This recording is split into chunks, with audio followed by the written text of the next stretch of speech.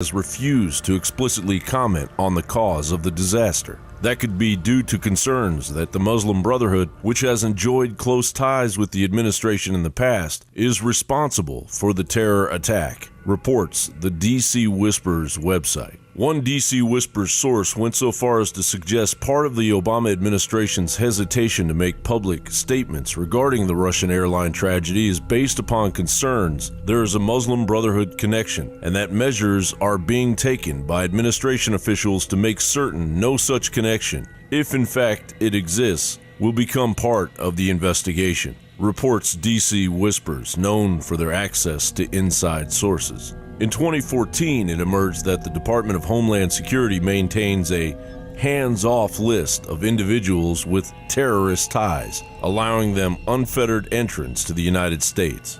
Muslim Brotherhood members with ties to terrorism who traveled through Minneapolis Airport, New York's JFK Airport, and Dulles Airport in April 2012 were handed port courtesies, with the State Department telling the DHS to ensure the men not be pulled into secondary upon arrival at a point of entry. Last year, retired U.S. Air Force General Tom McInerney also made the explosive claim that there were at least 10 or 15 Muslim Brotherhood sympathizers working for the State Department. Look, the Middle East is coming apart with this administration's policy. Look at Libya. We should never have gone into Libya. Gaddafi was on our side. Look at Egypt. Morsi is now going after the Muslim Brotherhood and the radical Islamists, and we've got Muslim Brotherhood in the U.S. government today. And so look at what's going on in Syria. Who from the Muslim Brotherhood is in the U.S. government right now?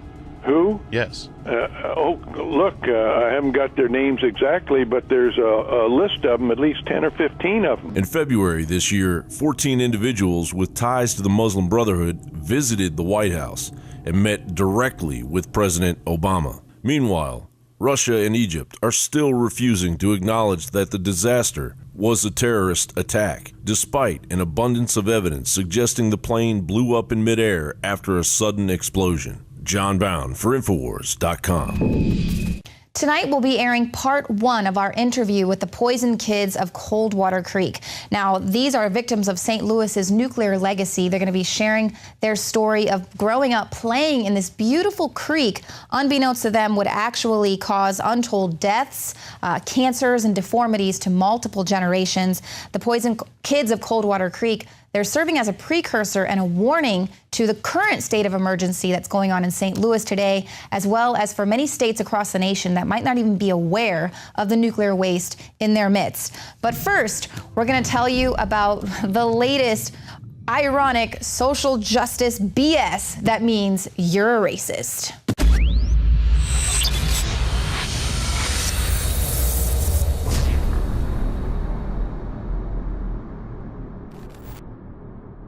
Your liver can be full of fatty deposits, built-up toxins, and even dangerous objects known as liver stones. We worked with the top developers in the field of detox to take tried and true herbs and other compounds known to safely cleanse the liver and fused it with the latest research and technological development on concentrating these ingredients to give you the maximum effect. Liver Shield is the only liver support product on the market that uses a patented Spigirex blend of powerful organic herbs that support detoxification. And when you visit InfoWarsLife.com, see the instructional video on how to do a 6-day liver detox. This isn't a game, and let me tell you, the results are dramatic. Liver Shield is totally organic and made of the safest high-quality herbs. But that said, you need to consult your physician before you do the full detox. Liver Shield can also be used daily by itself for overall upkeep of the liver. Secure your Liver Shield today exclusively at InfoWarsLife.com for the lowest price available. That's InfoWarsLife.com or call 888-253-3139. Brain Force is here. Ladies and gentlemen, I've been on this the last few months. You probably noticed I've been more crazed, more focused, less brain fog, more energy, more special reports, and it's because of Brain Force. One of the worst things with most energy products is it's not sustainable, right? You're gonna crash and gonna feel really bad afterwards. This has a bunch of different antioxidants and compounds and polyphenols. Everybody's on these drugs to knock their brain out because the brain's so fried. We kept changing this formula over and over and over again until it became sort of a grand puzzle. For example, the L-theanine inside of it, that is activated by the different compounds in the yerba mate that we put inside of it as well. This just increases the compounds you already have. This is what you're actually designed to run on. Exactly. It's kind of like a car will run on one form of junkie gas, but it runs really good on what it's designed for. You will find Brain Force, Survival Shield X2, and other game-changing products at InfoWarsLife.com or call 888-253-3139.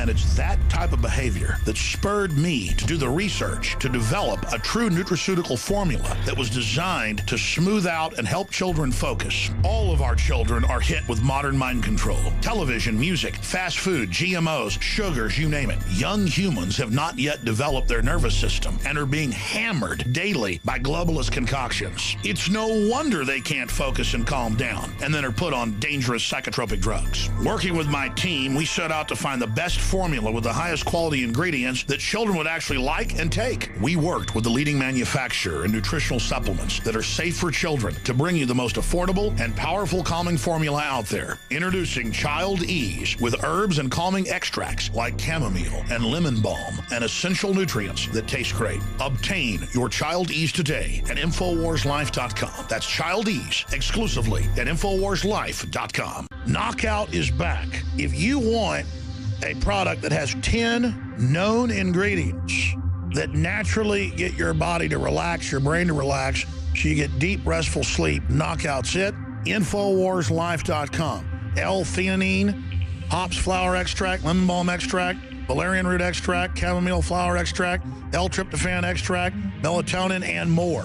All organic, all the natural sources.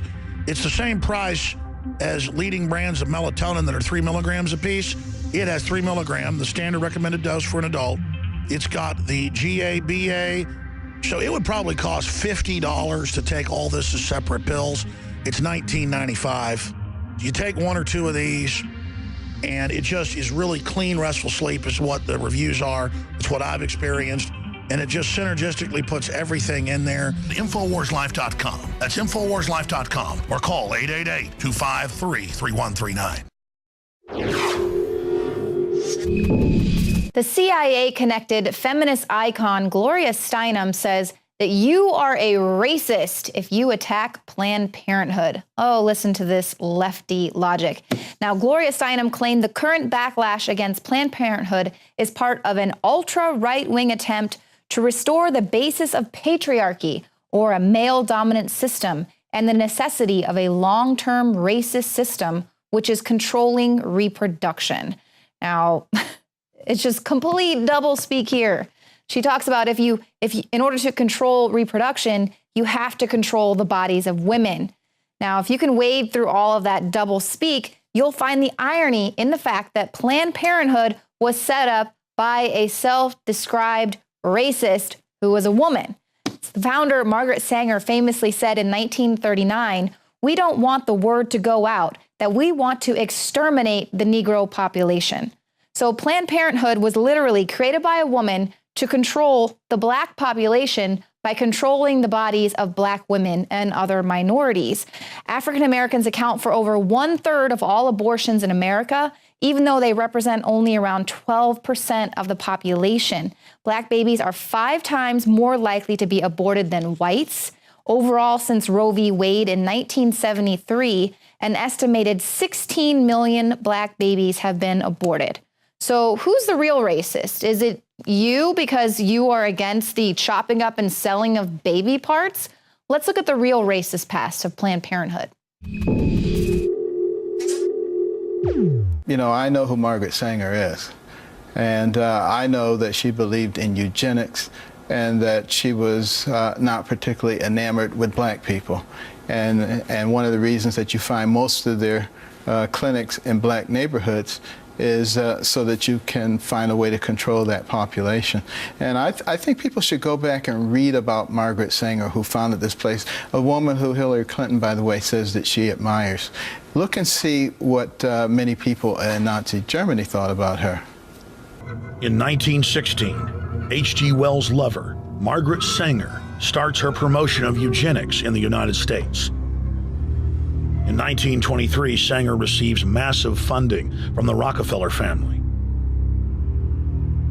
Sanger wrote to fellow eugenicist Clarence J. Gamble that black leaders would need to be recruited to act as frontmen in sterilization programs directed against black communities. In 1924, Hitler pens Mein Kampf, or My Struggle, and credits U.S. eugenicist as his inspiration. I admire Margaret Sanger enormously. Her courage, her tenacity, her vision. I am really in awe of her. By 1927, eugenics hit the mainstream. The so-called science was aggressively pushed through contests at schools, churches, and at state fairs. Churches competed in contests with big cash prizes to see who could best implement eugenics into their sermons. Major denominations then tell Americans that Jesus is for eugenics. That same year in the United States, more than 25 states passed forced sterilization laws, and the Supreme Court ruled in favor of brutal sterilization policies. When Hitler came to power in 1933, one of his first acts was to pass national eugenics laws, modeled after laws in the United States.